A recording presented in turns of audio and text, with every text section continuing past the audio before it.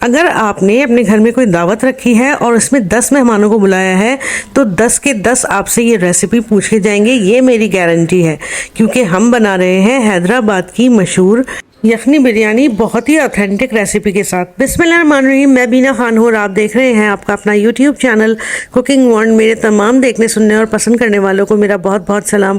میری آپ سے گزارش ہے کہ کوئی بھی کام شروع کرنے سے پہلے ایک مرتبہ محبت سے ضرور پڑھ لیا کریں تاکہ اللہ تعالیٰ کی مدد اور خوشنودی شامل حال رہے۔ تو بسم اللہ الرحمن الرحیم سے شروعات کرتے ہیں ویورز۔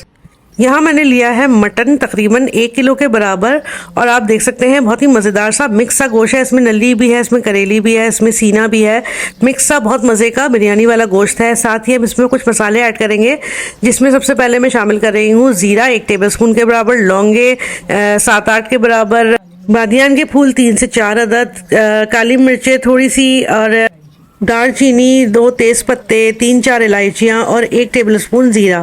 تو جناب یہ تمام مسالہ ہم اس کے گوشت میں شامل کر دیں گے، اور ساتھ ہی اب اس میں شامل کر رہی ہوں 1 بڑا سا بلب ہے لہسن کا، اور اس کو بھی ہم شامل کر دیں گے، اور 3 عدد پیازیں ہیں جس میں سے 2 چھوٹی ہیں اور 1 بڑی ہے، اس کو بھی ہم شامل کر دیں گے ثابت ہی۔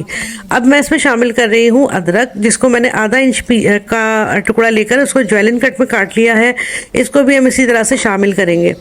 اور اس کے بعد اس میں شامل کریں گے ہم نمک میں صرف 1 ٹیبل اسپون ابھی شامل کر رہی ہوں، اس کے بعد ہم اس کو چکھ کر ایڈجسٹ کر لیں گے۔ اچھا، اب پانی جو اس میں شامل ہو رہا ہے نا، تو میں نے 3 گلاس، جو آپ گلاس دیکھ رہے ہیں میرے ہاتھ میں، یہ میں نے 3 گلاس چاول لیے ہیں، تو میں اس میں 6 گلاس پانی ڈالوں گی اکارڈنگلی، ٹھیک ہے؟ اور ½ گلاس میں شامل کروں گی اس کے اندر ایکسٹرا، تاکہ اگر ایویپریٹ ہو جائے تو وہ آپ کا لیول صحیح ہو جائے۔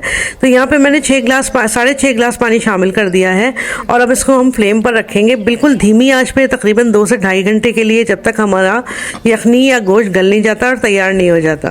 تو جناب یہ دیکھیے یہاں پر 1 گھنٹہ ہو چکا ہے، میں اس کو مزید ابھی 1 سے 1.5 گھنٹہ اور پکاؤں گی، اور ہمارا یہ بہت ہی مزیدار سا رس کے پکنے والی یخنی جب تیار ہوگی تو اس کی خوشبو اور ذائقہ لاجواب ہوگا۔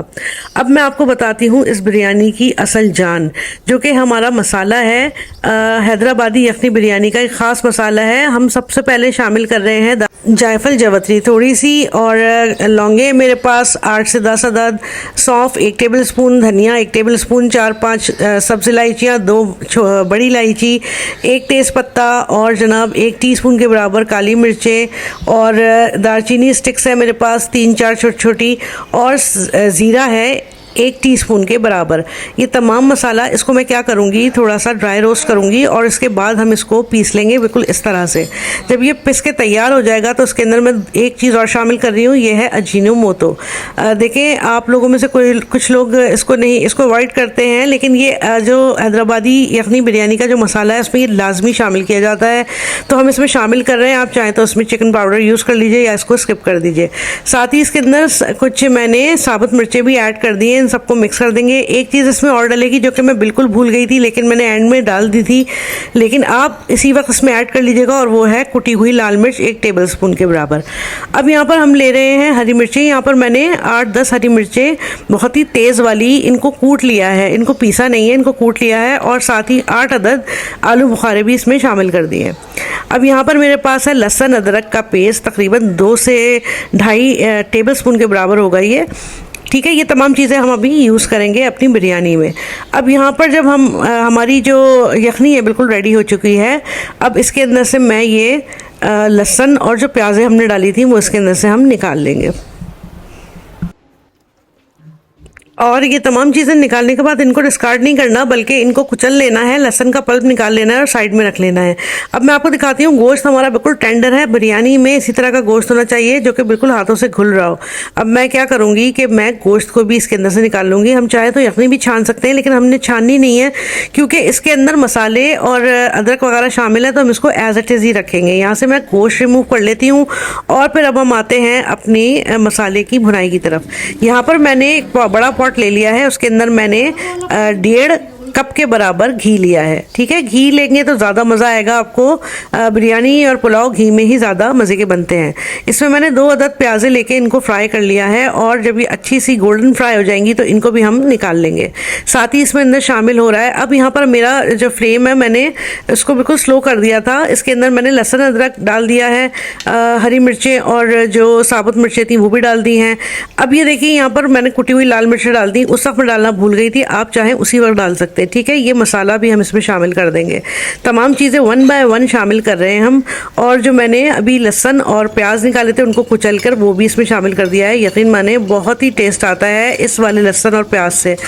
और साथ ही मैंने ले लिए हैं टमाटर। टमाटर मेरे पास है 4 अदद, इनको मैंने स्लाइस कर लिया है, ये भी इसमें शामिल कर दिए हैं।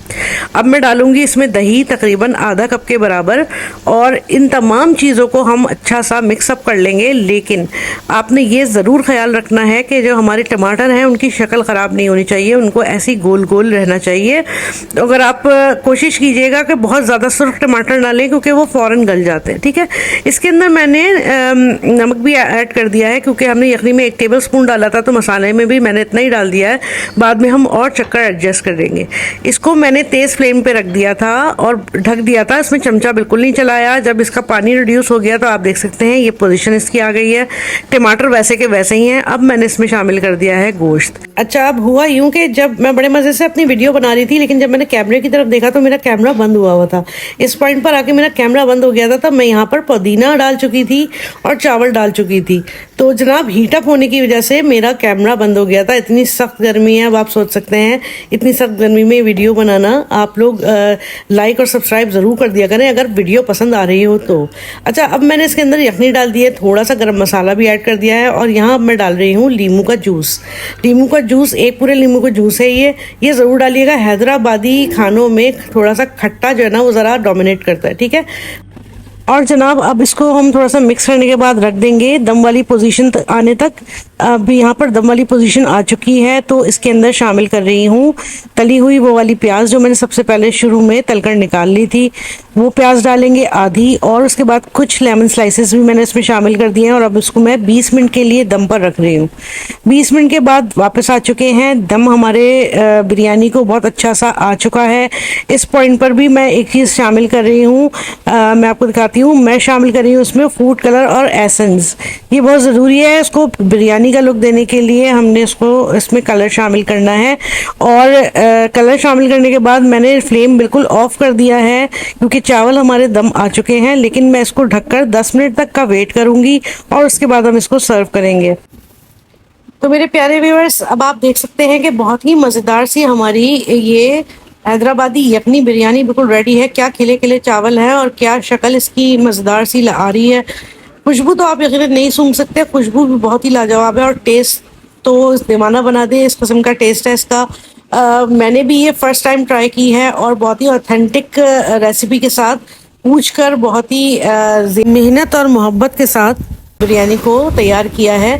और आपके लिए रेसिपी लेकर आई हूँ ताकि आप भी इससे मुस्तफ़ीद हो सकें।